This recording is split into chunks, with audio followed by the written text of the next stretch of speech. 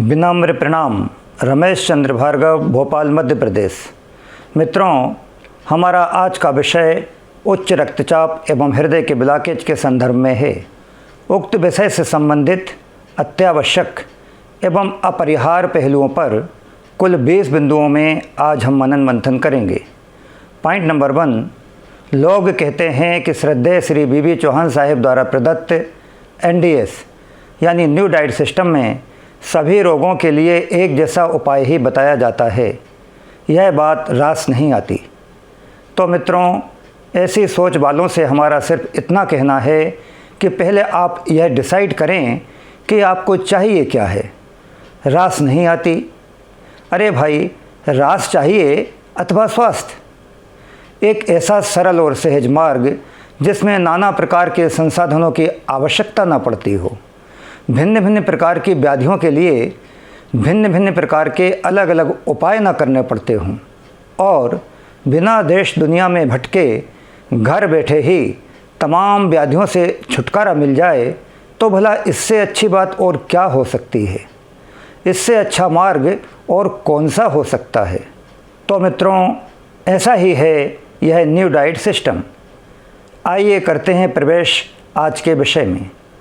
Point number 2, पाचन नाल एवं फेफड़ों से आवश्यक पोषक तत्व तथा ऑक्सीजन को लेकर शरीर के तमाम अंगों में पहुंचाने की बात हो अथवा शरीर की तमाम मांसपेशियों एवं कोशिकाओं से कार्बन डाइऑक्साइड आदि अन्य अनावश्यक तत्वों को बाहर निकाल फेंकने की बात हो, ट्रांसपोर्टेशन का कार्य मुख्य रूप से हृदय एवं रक्त संचरण तंत्र के माध्यम से ही होता है।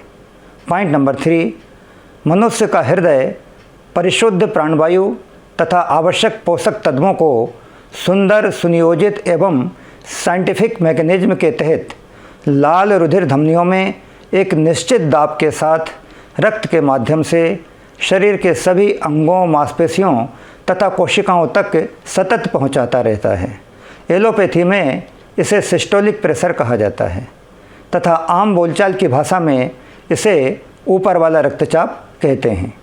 पॉइंट नंबर 4, हृदय द्वारा किए जाने वाले एक पंपिंग में अधिकतम 0.3 सेकंड का समय लगता है। 0.3 सेकंड के परिश्रम के बाद हृदय 0.4 सेकंड तक विश्राम करता है।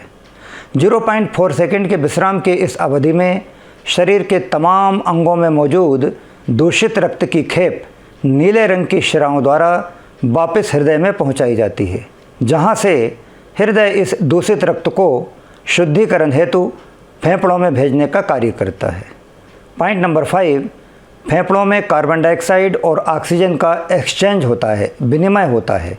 अर्थात दूषित रक्त की कार्बन डाइऑक्साइड प्रश्वास द्वारा नासिका से बाहर फेंक दी जाती है व इनहेल द्वारा परिशुद्ध प्राणवायु से लवरेज शुद्ध रक्त शरीर के सभी अंगों को सप्लाई करने हेतु पुनः हृदय में पहुंच जाता है और इस प्रकार हृदय द्वारा शरीर के सभी अंगों तक रसद पहुंचाने का यह क्रम जीवन पर्यंत इसी प्रकार चलता रहता है। इस प्रकार हृदय द्वारा किए जाने वाले प्रत्येक 2 सिस्टोलिक प्रेशर के बीच जो 0.4 सेकंड का गैप होता है, विश्राम की इस अवधि में रुधिर वाहिकाओं की अंतःत्वचा पर दाब कम हो जाता है। इसी को डायस्टोलिक प्रेशर या सामान्य बोलचाल की भाषा में नीचे वाला रक्तदाब या रक्तचाप कहा जाता है। पॉइंट नंबर 6, इस प्रकार डायस्टोलिक और सिस्टोलिक प्रेशर के इस एक चक्र को ही कार्डियक साइकिल कहा जाता है। हृदय की एक स्वस्थ और सामान्य धड़कन में कुल 0.8 सेकंड का समय लगता है। सामान्यतया एक स्वस्थ व्यक्ति की पल्स रेट 60 से 100 के बीच वेरी करती है और 72 पल्स पर मिनट को एक आदर्श एवं स्वस्थ पल्स रेट माना जाता है।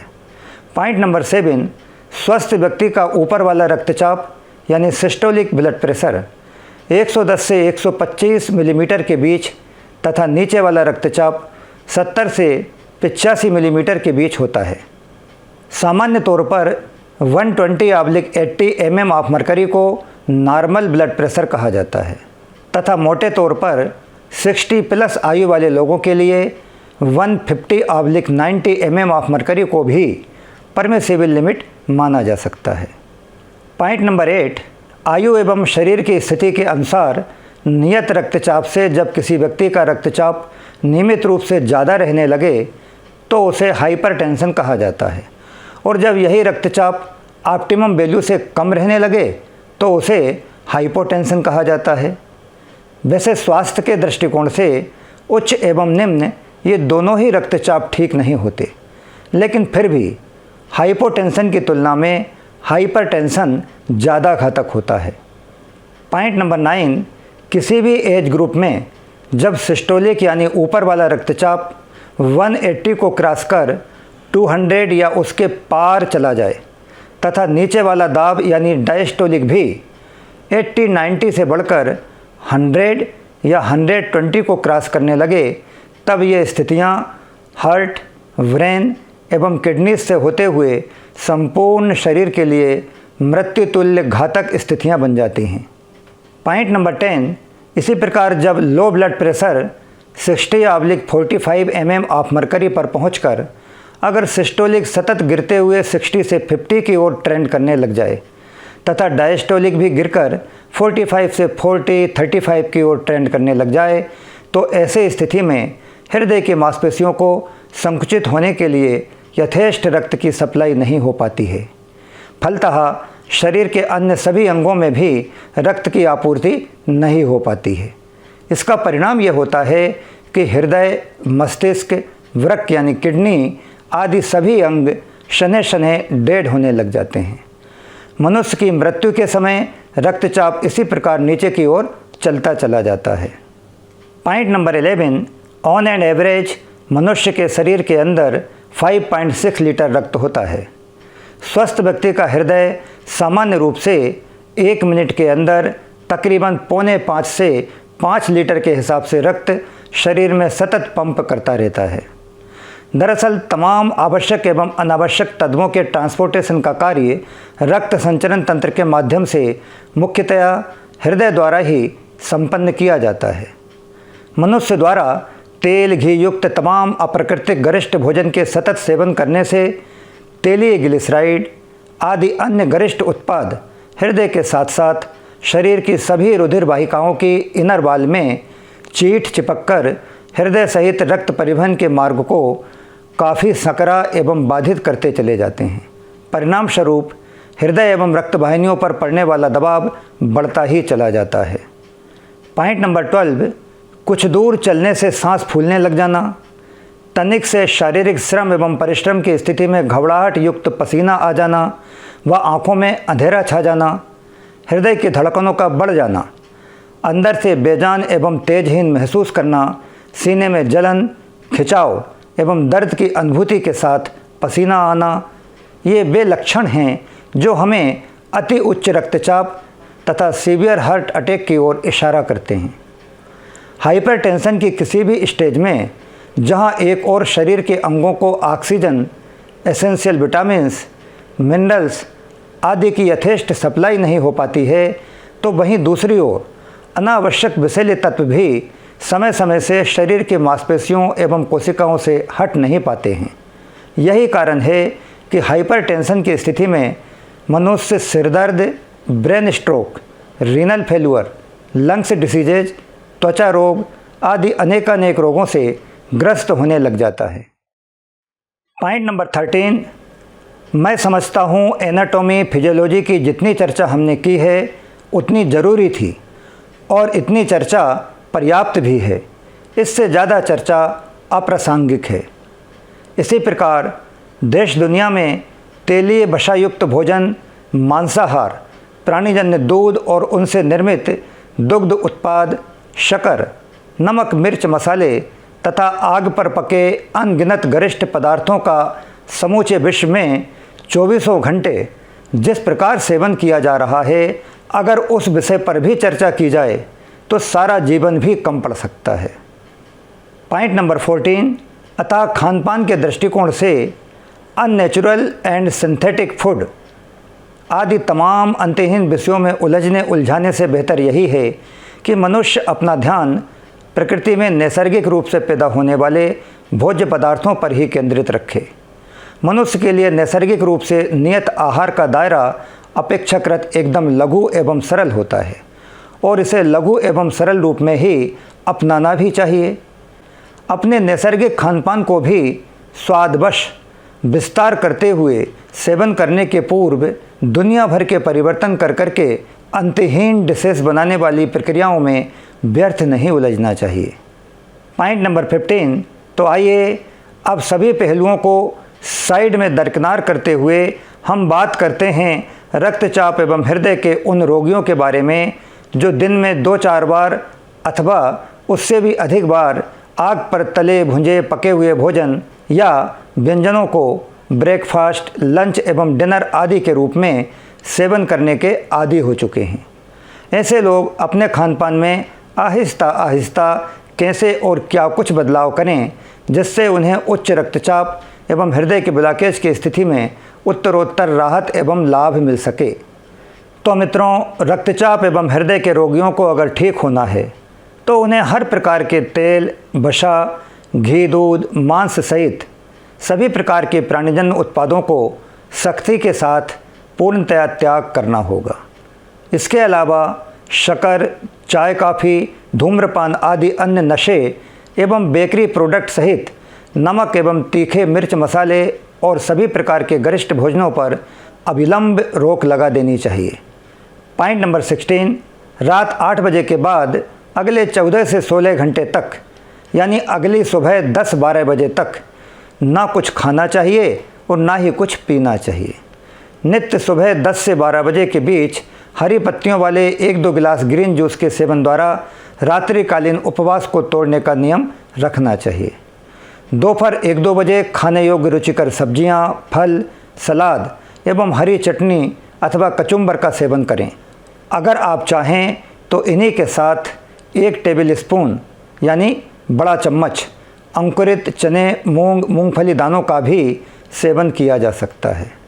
शाम 4-5 बजे गाजर, संतरा, अंगूर, नींबू पानी, अनानास, अनार, सेब फल आदि रसों की 200 से 400 मिलीलीटर मात्रा का सेवन किया जा सकता है। Point number 17। शाम 6 से 8 बजे के बीच अध कच्ची, अध पक्की, आग पर बाष्पीकृत यानी स्टीम की हुई सब्जियां अथवा इनमें कुछ दाने स्वीट कॉर्न या पानी में गले हुए चने, मूंगफली दाने, हरी छिलके वाली मूंग, शेला चावल आदि दानों की 15 से 20 ग्राम मात्रा को डालकर भी ग्रीन वेजीज को स्टीमिंग करके सेवन किया जा सकता है। इस प्रिपरेशन में किसी भी प्रकार का घी, तेल आदि बिल्कुल नहीं डालना है। आप सच माने ये बड़ी ही स्वादिष्ट डिश बनकर तैयार होती है। आप अगर चाहें तो इस भात यानी हरी खिचड़ी को ताज़ी हरी चटनी के साथ भी सेवन कर सकते हैं। शाम 7-8 बजे के बाद सुबह 10 और 12 बजे के बीच लिए जाने वाले ग्रीन जूस तक कुछ भी खाना पीना नहीं है। Point number 18। गलत खानपान के कारण एक लंबे समय से आंतों में जीर्ण मल की मोटी परत जमा हो जाती है। अतः आरंभ में कुछ दिनों तक सुबह शाम सादे पानी के एनिमा द्वारा अपने आंत प्रकोष्ठ की सफाई करनी चाहिए। इसके बाद जब कभी ऐसा महसूस हो कि मोशन क्लियर नहीं हो रहा है तब उस समय बीच बीच में एनिमा लिया जा सकता है। Point number 19। जो लोग अपनी अपनी शक्ति के अनुसार बीच बीच में 1 या 1 से अधिक दिनों तक अगर रसाहार अथवा निर्जला पर रह सकते हैं तो बहुत अच्छी बात है। इससे तेज़ी के साथ स्वास्थ्य लाभ प्राप्त होता है। लेकिन ध्यान रखें, शीघ्र स्वास्थ्य लाभ के चक्कर में जोर जबरदस्ती पूर्वक निर्जला नहीं करना चाहिए। सहजता पूर्वक अगर कुछ दिनों तक लगातार रसाहार पर रहा जा सके तब तो सोने में सुहागा हो जाता है। लेकिन लगातार रसाहार पर रहने में परेशानी महसूस होती हो तो बिना रसाहार वाले भोजन क्रम को ही फॉलो करें। इसके साथ माह में 2, 3 या 4 बार कम से कम 1-1 दिन के लिए रसाहार पर रहने का अभ्यास करना चाहिए। मित्रों, एक बात और, अगर आप किसी भी तरीके की औषधि ले रहे हैं तो हम इसके लिए मना नहीं करते कि आप अपने मन से ही या हमारे कहने से औषधियों को तुरंत बंद कर दें। ऐसा नहीं करना है, क्योंकि ये औषधियाँ जो आप ले रहे हैं ये जिस किसी चिकित्सक ने दी है, जब वह आपके मापदंड और पैरामीटर देखेगा तो वही आपको सजेस्ट करेगा कि अब आपको औषधियों का डोज कम करना है अथवा बंद करना है। Last one, point number 20। मित्रों, एनडीएस में रक्तचाप एवं हृदय के रोगियों को विश्राम के अलावा अन्य किसी भी प्रकार की शारीरिक क्रियाओं को करने की सलाह नहीं दी जाती है तथा अगर आप किसी भी प्रकार का उपचार अथवा औषधि आदि ले रहे हैं तो बेशक लेते रहें। बस इतना करें कि अन्य मेडिकेशन के साथ अपने खानपान में एनडीएस के अनुसार तालमेल जमाने का प्रयास कर लें। बस इतना भर अगर सख्ती के साथ आप नियम पूर्वक कर लें तो किसी मनुष्य का कितना ही रक्तचाप क्यों ना हो तथा हृदय एवं रक्त वाहिनियों में कहीं पर भी कितने ही ब्लॉकेज क्यों ना हो, 1 सप्ताह से लेकर 1 वर्ष के अंदर निश्चित लाभ मिलता है। आप भी करके देखें, लाभ मिलना ही मिलना है। प्रणाम, बहुत बहुत धन्यवाद।